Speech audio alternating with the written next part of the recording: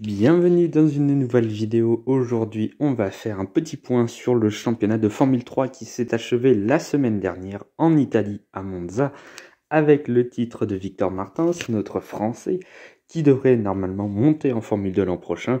Il est donc l'heure de faire un petit bilan équipe par équipe en deux parties. Il y a 10 équipes de 3 pilotes, donc je ne peux pas tout faire en une vidéo. Donc on fera 2 vidéos avec les 5 premières équipes aujourd'hui et les 5 dernières dans quelques jours. Évidemment, en attendant, n'oubliez pas de liker, partager, commenter et surtout vous abonner à la chaîne, c'est très important. Et nous, on est parti donc pour le bilan des 5 premières équipes et leurs pilotes.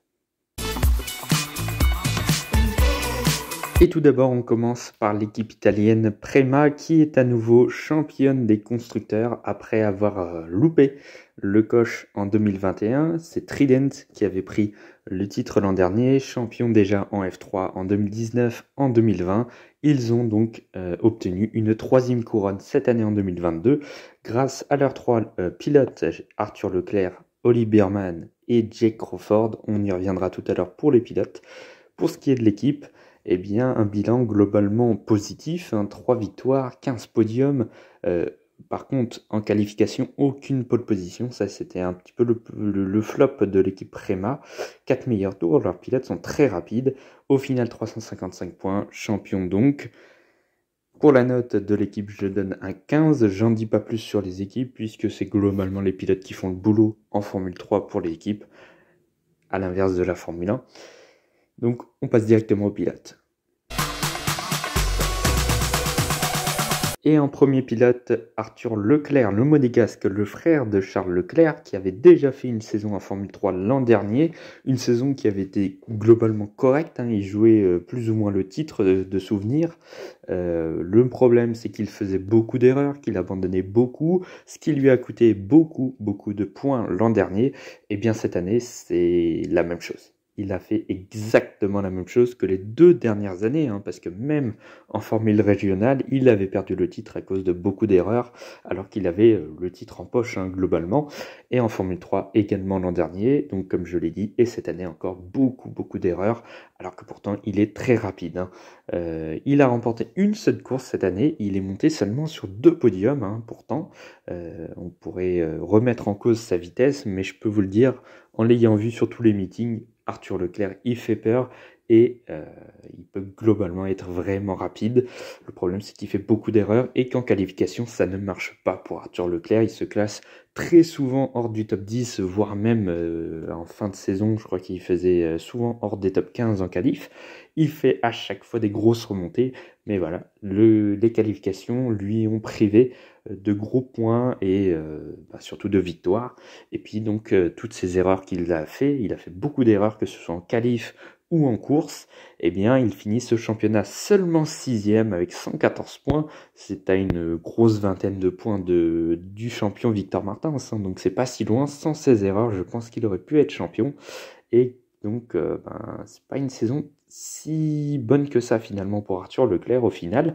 Je lui donne une note de 11 sur 20 qui est pour moi méritée. Il aurait pu faire beaucoup mieux sans toutes ces erreurs et surtout avec des qualifications réussies.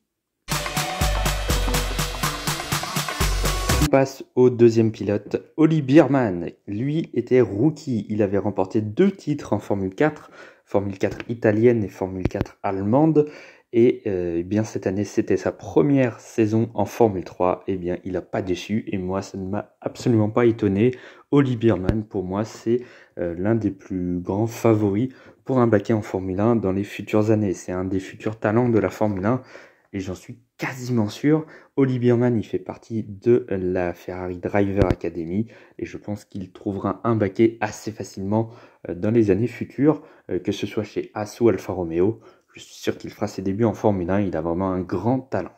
Alors les débuts de saison a été un petit peu compliqués, un petit peu poussif, même s'il est monté sur les podiums dès la première course. Il avait même gagné la course avant de la perdre sur tapis vert à cause des track limits.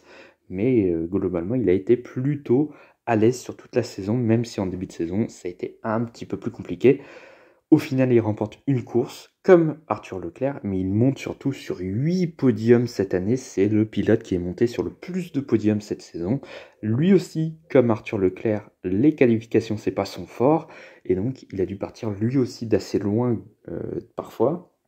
Même si lui, en qualification, ça a été un peu plus réussi qu'Arthur Leclerc. Il partait d'un peu moins loin la plupart du temps.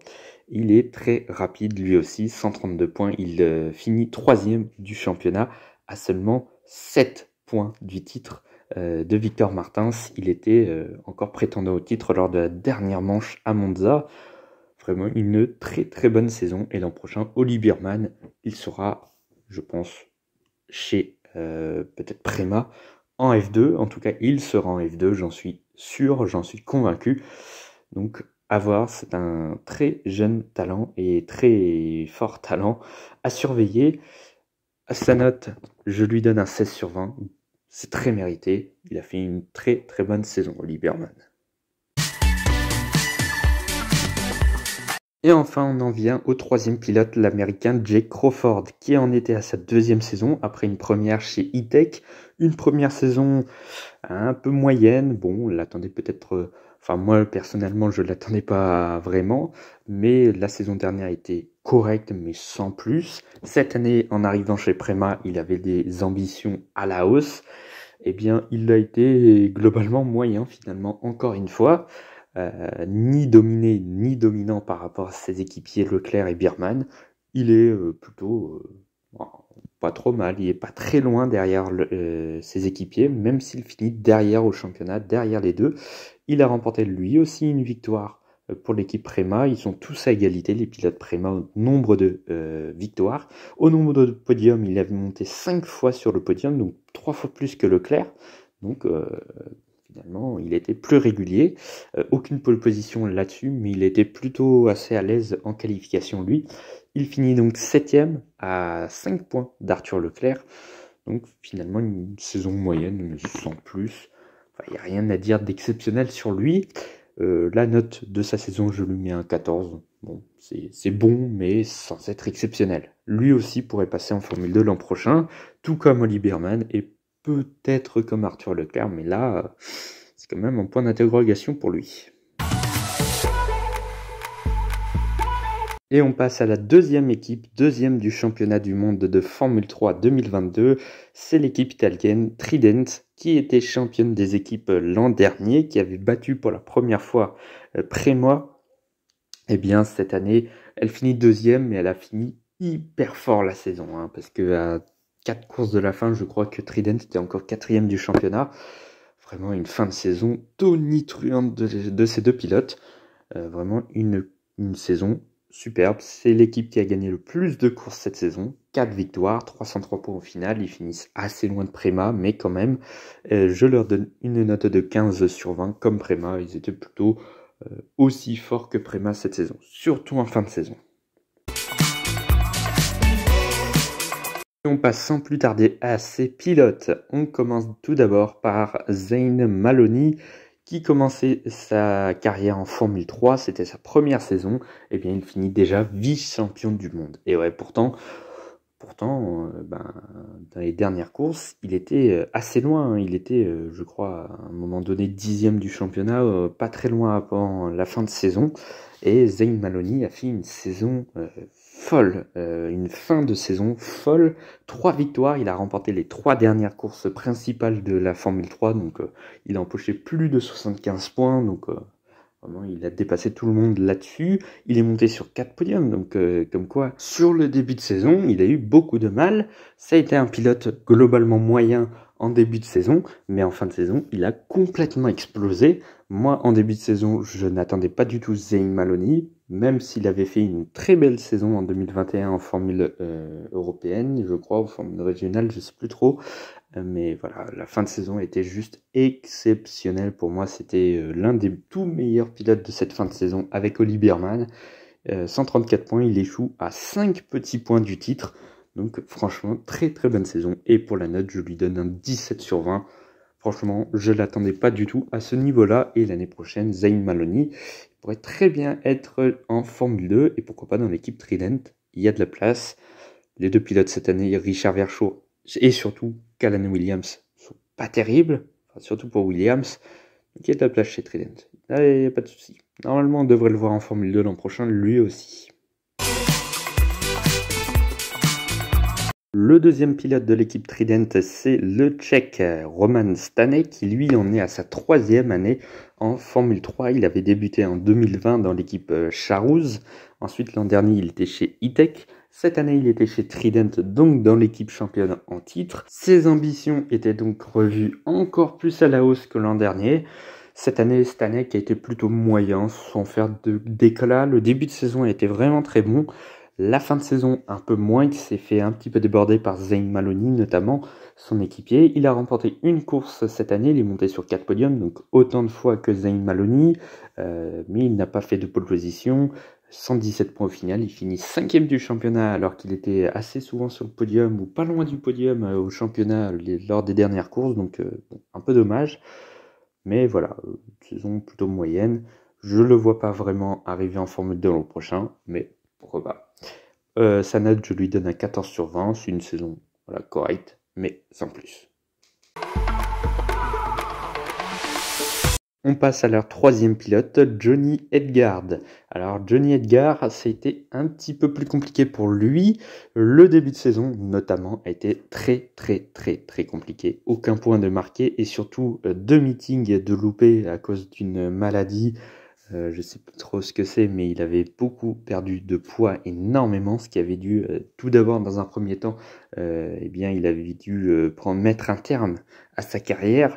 Finalement, il l'a reprise quelques mois après, donc finalement, c'est une bonne nouvelle. Il est protégé de chez Red Bull, et la fin de saison a été vraiment très bonne. Lui aussi, un petit peu comme ses équipiers, surtout comme Zayn Maloney, il est monté en puissance. Lui aussi, c'était sa première saison en Formule 3.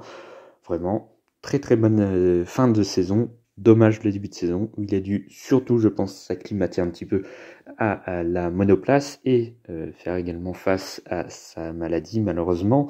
Mais vraiment, bonne fin de saison, souvent dans le top 10, très souvent. Je crois qu'il a fait pas loin de 6, 7 ou 8 top 10 d'affilée. Donc vraiment très bon. 46 points au final, il finit 12e, donc vu son début de saison, c'est pas si mal. La note du pilote britannique, je lui mets un 12. Et l'année prochaine, j'espère qu'il continuera, qu'il pourra continuer en tout cas en Formule 3. Il pourrait faire de belles choses.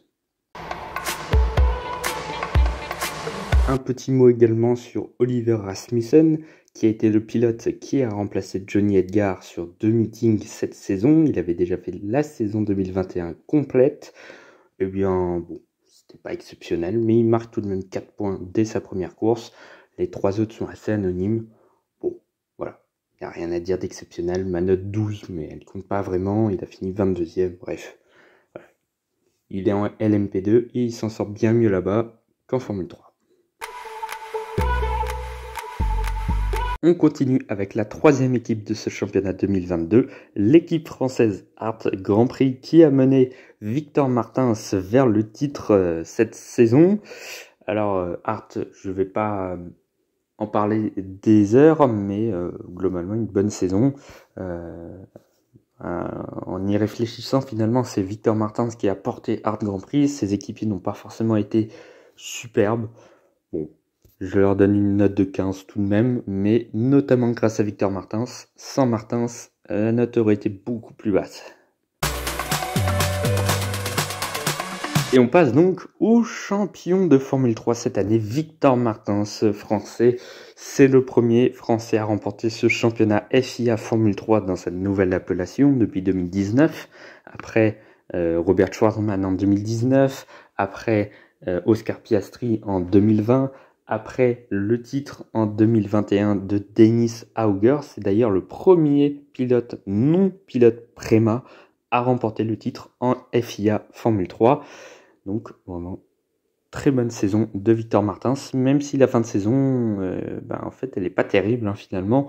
Il a été vraiment en difficulté en fin de saison. Il s'est reboosté pour Monza où il a fait une très bonne course sur les 2 courses à Monza, ce qui lui a offert donc le titre. Au final, il remporte 2 courses cette année. Il est monté surtout sur 6 podiums. Donc vous voyez, par rapport au pilote Prema et même par rapport au pilote Trident, c'est pas éclatant. Un championnat hyper serré où il finit avec 139 points, 5 points seulement devant Zayn Maloney, 5 et 7 points plutôt devant Oli Bierman. Voilà, c'est très très peu de points. Le top 5 se retrouve en 22 points, donc c'est très très serré. Et Victor Martins a décroché le titre même quelques minutes après la fin de course à Monza, puisqu'il avait écopé d'une pénalité. Bon, ça avait fait un gros bazar à ne plus jamais voir. Bref, le titre de champion pour Victor Martins qui devrait normalement lui assurer une place en Formule 2. Théo Pourchaire s'en va à la fin de cette saison en Formule 2, donc il y a peut-être une place chez Art Grand Prix. Donc ce serait vraiment très bien pour le protéger de l'Alpine Academy. Pour sa note, je lui mets 7 sur 20, globalement parce qu'il a été champion de Formule 3. Il ne l'aurait pas été, je pense que sa note aurait vraiment baissé de 2 voire 3 points. Sa saison est pas si mauvaise que ça, mais il manque un truc. Il n'a pas surclassé la catégorie, mais voilà, l'objectif est atteint, donc voilà, 16 sur 20. Concernant le deuxième pilote de Art Grand Prix, Juan Manuel Correa, on l'attendait peut-être un petit peu mieux après son retour en 2021. Bon, voilà, ça a été une année un peu meilleure, mais sans plus. 13e du championnat avec 39 points. Toutefois, il est monté sur son premier podium depuis 3 ans. Le dernier, c'était lors du Grand Prix de France. En 2019, c'était la course principale de mémoire, et où il avait fini derrière Antoine Hubert. Après, il a eu son accident, on le sait tous, hein, il est revenu à la compétition l'an dernier. Et la premier podium, bon voilà, globalement c'est assez moyen. Pour sa note, je lui mets un 12 sur 20. Mais il n'y a rien vraiment d'exceptionnel chez Correa cette saison. C'est bien dommage, mais j'aimerais bien le voir une 3e saison quand même. Et enfin, du côté du 3e pilote, Grégoire Saucy, qui avait remporté le championnat de FRECA haut la main en 2021 et qui méritait totalement sa place en Formule 3. Une saison un petit peu décevante. Il ne finit que 15e, il finit dernier des 3 pilotes Art avec 30 points. Il est toutefois monté sur son premier podium en Formule 3. C'était lors de la première course principale, qui était de mémoire en Espagne, si je ne me trompe pas. Mais à part ça, il n'y a pas eu exceptionnel, ça n'a pas été exceptionnel. Il y a eu toutefois une amélioration en fin de saison où il a vraiment été un peu meilleur. Mais en milieu de saison, il n'y a rien eu, aucun point et rien du tout. Il ne s'est rien passé pour Grégoire Saucy. Voilà. À voir s'il fera une 2e saison. Pour moi, il mériterait une 2e chance en Formule 3. Pourquoi pas toujours chez Art Grand Prix. Et sa note, je lui donne 11 sur 20, je ne peux pas faire mieux. On attendait un peu plus de lui. On passe à la 4e équipe de cette saison, l'équipe néerlandaise MP Motorsport, qui s'est très bien illustrée en Formule 2, mais en Formule 3, elle s'est très bien illustrée également. Elle a remporté 3 courses cette saison, 9 podiums, 3 pole positions, 3 meilleurs tours. Elle a vraiment un bilan global plutôt très positif, 195 points au final, 4e, mais les 3 de devant étaient vraiment sur une autre planète, mais MP Motorsport ne démérite pas. En note, pour l'équipe néerlandaise, je mets 15 sur 20, comme Art, comme Prema et comme Trident. On arrive au bilan du Russe Alex Molyar, qui faisait sa 2e saison en Formule 3, après la première qu'il avait passée chez Art Grand Prix, qui avait été plutôt moyenne, sans haut, sans bas, mais cette saison, ça a été un petit peu la même chose, hein, sans haut, sans bas. Il a remporté une course cette saison tout de même, il est monté sur 3 podiums, il a fait 2 pole positions, ce qui est assez rare, hein. Il est le seul à avoir fait 2 pole positions cette saison avec Zayn Maloney. Voilà, une saison bon, moyenne, 10e du championnat, 76 points. Bon, voilà, il a été mené par Caio Colette, donc ça c'est un point noir. Bon voilà, il n'a ni été très mauvais, ni été très bon. De là à le faire passer en Formule 2, ce serait peut-être trop. Peut-être une 3e saison à F3, à voir. Bon, pour sa note, je lui mets 12 sur 20, comme à peu près la plupart des pilotes, qui ont été plutôt moyens. Donc bon, à voir s'il fera une 3e saison en Formule 3. Le 2e pilote MP Motorsport, c'était le Brésilien Caio Colette. Moi, personnellement, j'attendais un petit peu plus du Brésilien. Il termine 8e avec 88 points. En fin de saison, il s'est un peu plus révélé en remportant 2 courses notamment. Je crois que c'était des courses sprint de mémoire. Il est monté tout de même sur 5 podiums, c'est plutôt pas mal, avec une pole position. Donc bon, globalement, c'est assez moyen, comme ce qu'il avait fait l'an dernier. Il était déjà chez MP Motorsport, il avait fait une saison pour un rookie qui était correcte, mais maintenant qu'il est plus rookie, ça fait une saison assez moyenne, un petit peu globalement comme celle de l'année dernière, sauf que vu qu'il n'est plus rookie cette année, on en attendait un petit peu plus. Peut-être une 3e saison pour le Brésilien. Moi, j'aimerais bien qu'il reste en Formule 3 l'an prochain.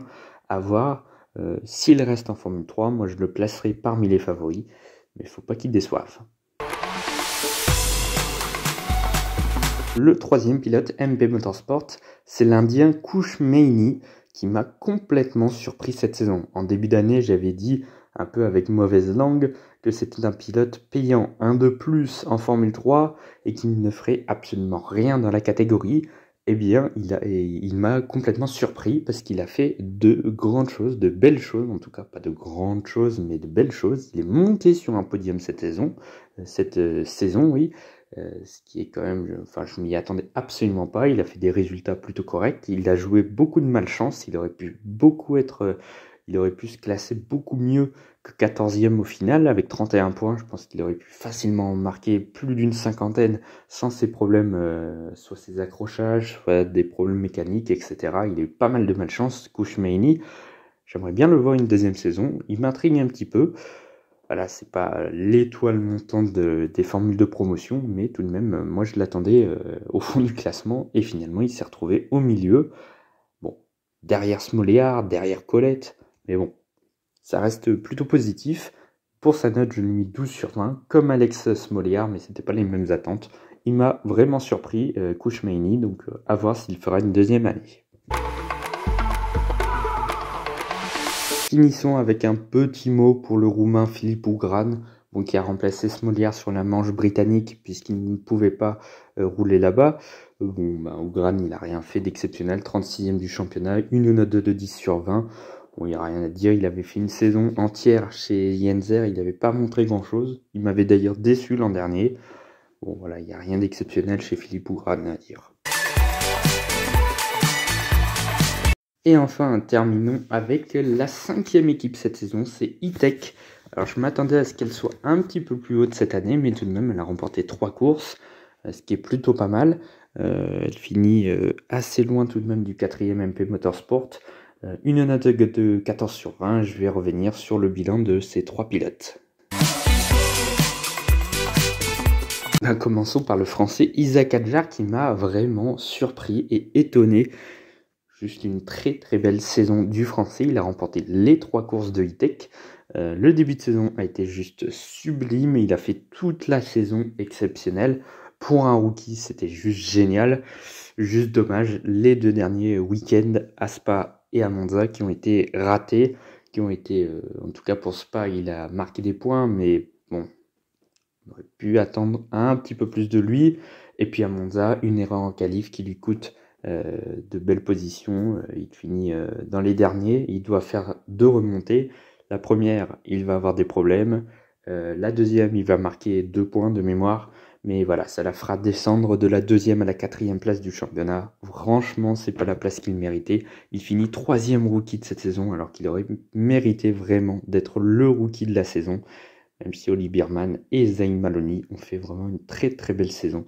Mais Isaac Hadjar, il méritait beaucoup mieux. À voir, l'an prochain, il devrait monter en Formule 2. Et j'ai vraiment hâte de voir ce qu'il va faire. Il a quand même marqué 123 des 150 points de E-Tech. Ça vous montre le niveau. Isaac Hadjar, je lui mets une note de 15 sur 20. Elle aurait pu être de 17 sur 20 facilement sans les 2 derniers week-ends ratés. Donc voilà. J'attends vraiment avec impatience de voir Isaac Hadjar en Formule 2.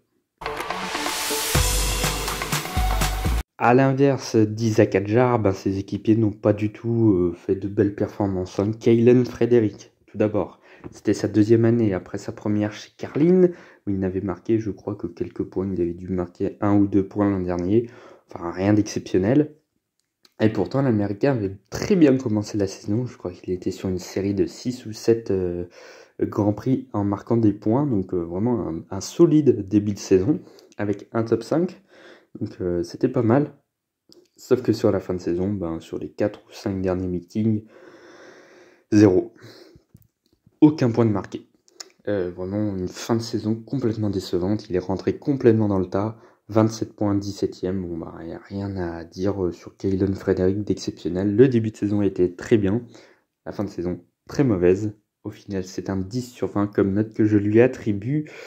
Bon, voilà. Est-ce qu'il faut le voir en Formule 3 l'an prochain? Ouais, pas vraiment. Bon. S'il fait une troisième saison, ce ne sera pas choquant. Mais bon, s'il n'est pas là, je ne vais pas pleurer de toutes mes larmes, hein. Bon, à voir. Terminons ce bilan, cette première partie de bilan. Bon, on va finir avec Nazim Azman, qui était là sûrement pour l'argent, plus ou moins. Bon, on s'attendait à rien d'une Malaisien. Bon, voilà, un 0 point, 32e du championnat, il n'y a rien à dire. Il a fini 0 fois dans le top 15 d'une course. Son meilleur résultat, c'est 16e. Bon, voilà. Je pense qu'il n'y a pas grand chose à dire. 8 sur 20 comme note. Je pense que c'est clairement mérité. À ne pas voir en Formule 3 l'an prochain. Surtout pas. Et il y a des pilotes qui mériteraient beaucoup mieux que lui. Bon. Et bien voilà, donc pour cette première partie du bilan. Alors je sais, la vidéo est longue, ça fait près de 30 minutes. C'est pour ça que j'ai voulu faire 2 parties. J'aurais même peut-être pu faire 3 parties. Donc voilà. Eh bien, dans quelques jours, on se retrouvera pour la deuxième partie du bilan. Alors, ça sera beaucoup plus court puisque ce sera les équipes de la 6e à la 10e place. Donc, il y aura beaucoup moins de choses à dire sur eux. Donc, il y aura quelques trucs, mais pas grand-chose. Il y aura peut-être 30 secondes par pilote. Hein. Il n'y aura pas grand-chose à dire. Peut-être encore pour les 6, 7, 8e équipes. Mais pour la 9e et la 10e, il n'y aura rien à dire. Bon, je m'arrête ici. Et bien n'oubliez pas de liker, partager, commenter et surtout vous abonner à la chaîne, c'est très important. Et nous on se retrouve dans quelques jours pour de nouvelles vidéos.